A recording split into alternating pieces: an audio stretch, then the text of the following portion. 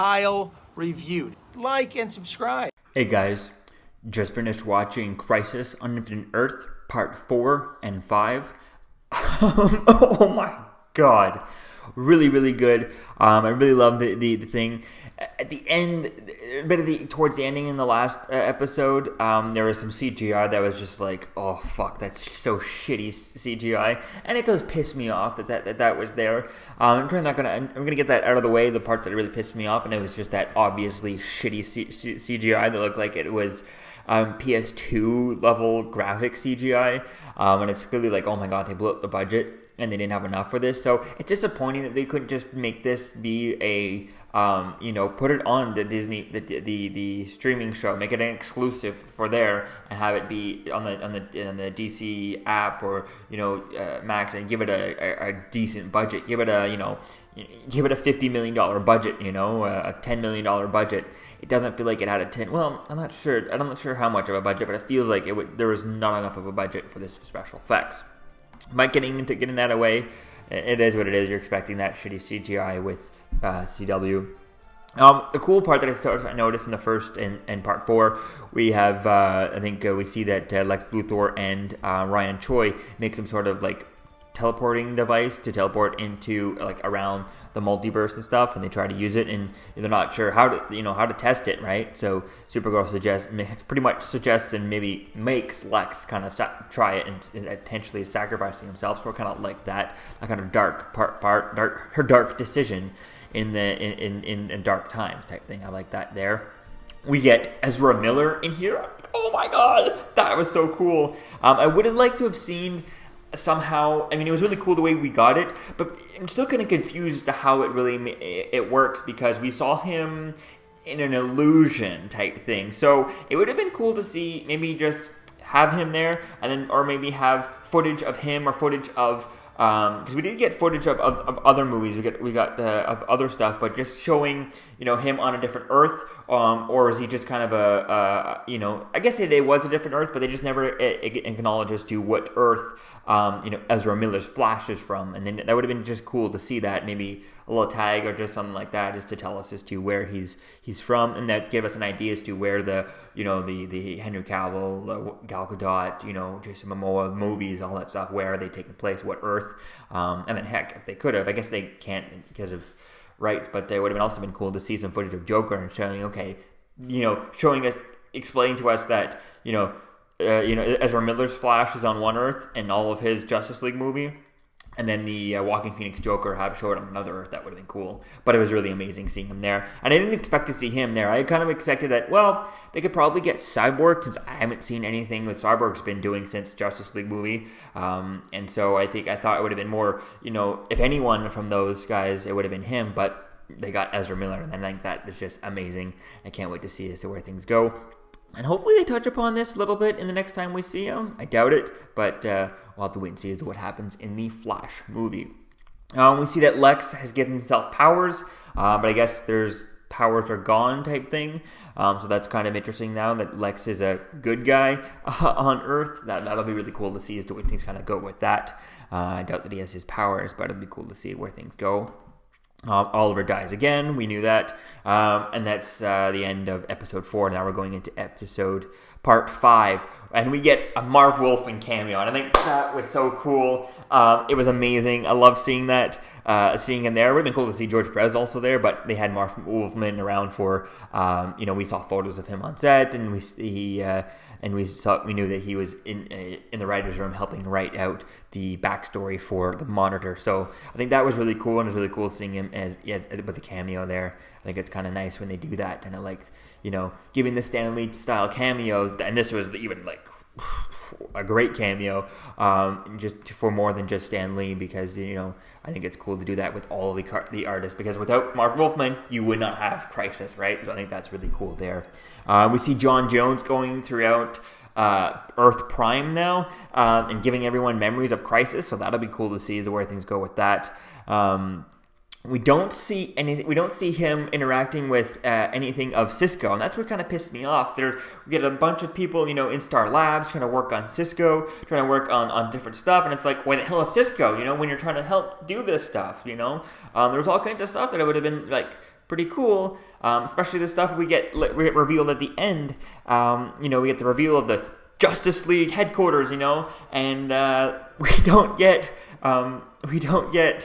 Cisco for that. Like, come on, what the hell's going on? So it just pisses me off we didn't get anything of Cisco in the last episodes. That there's so many moments that he would have been kind of crucial for, and it's like, what else has he been doing if he wasn't there? So whenever we pick up with Flash again, we need to have right away we need to have a Cisco heavy episode to show us what he was doing, where was he, why was he not doing on this stuff, and why was he not there for the reveal, for all this stuff. So that would have been cool to see there. We see that Supergirl's history has been changed, and now she's on Earth 1. And not only that, she's on Earth Prime and stuff. Superman has 2 sons, so we're going to get 2 sons for the Superboy show. I think that'll be quite interesting. I'm interested to see as to how they cast it. I think the casting is said around 10 years old, which I kind of find that kind of disappointing. I really want to make it, because we had Smallville with him, as a teenager, right, doing that show.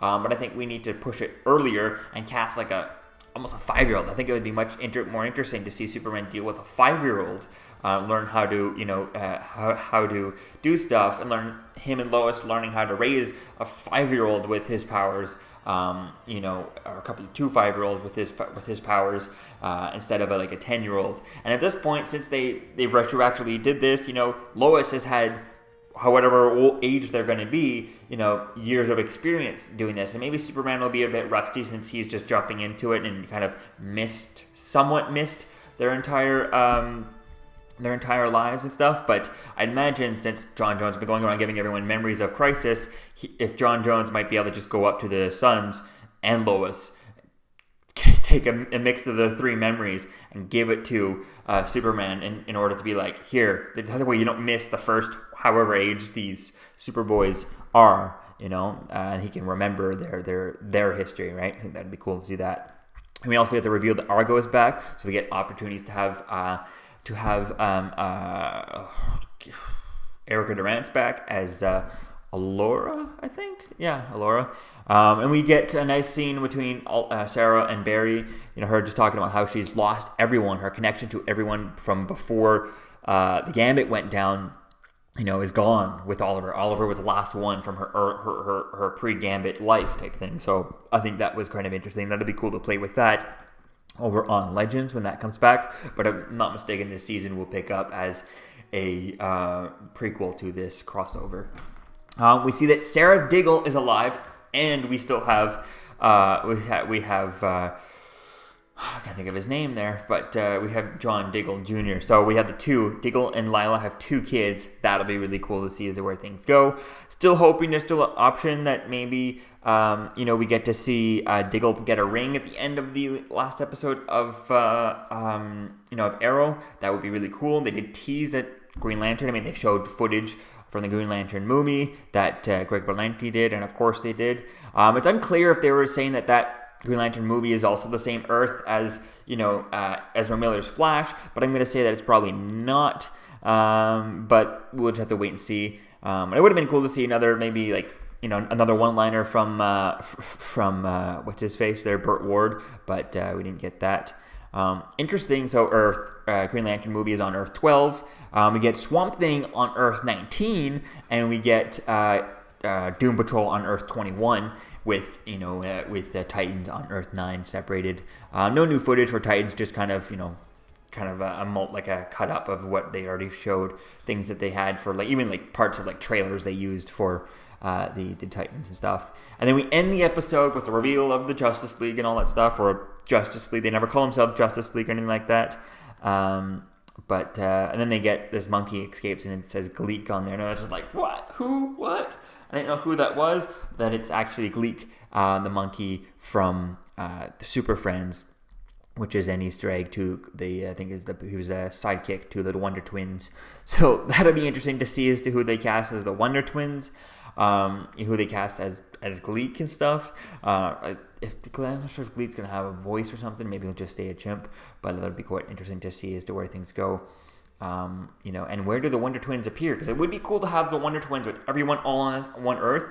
Make the Wonder Twins be characters that bounce around, They appear on Legend, they appear on here, they appear, all over the place. And now that everything's all in one Earth, it's really going to be cool to see people kind of cross over, So if you want to have, John Diggle has to go do his, John Diggle can appear on all the Earth unless they turn him into Green Lantern, set him off onto the HBO Max show. I'm finger crossing for that, but at least just kind of have Arrow end with him getting a ring taken off, and then that's it, and then the HBO Max can be its own show. But I don't know. I definitely can't wait to see where things go, and it looks like they never really straight up say it, but we don't see any of his. Thunder or lightning. I was hoping to see them to confirm that, or at least a shot of, for his family and stuff. And we don't get any confirmation that Black Lightning will be on Earth Prime now, but we don't get any of that just yet. So I'll have to wait for that show to come back, which I think it's going to be a while before we get the last episode of the season, which is kind of disappointing, but we'll have to wait and see as to where things go. So let me know what you think, guys, about this episode in the comments below. What do you think about the ending of the Crisis on Infinite Earth? What was your favorite moment? And I'll see you guys in the next video. Peace. Okay, Kyle has a YouTube channel called Kyle Reviewed. It's about Marvel and DC.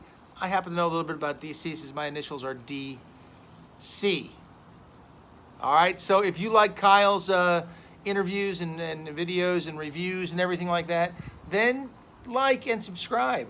If you don't like them, well, maybe you're just not a comic book fan.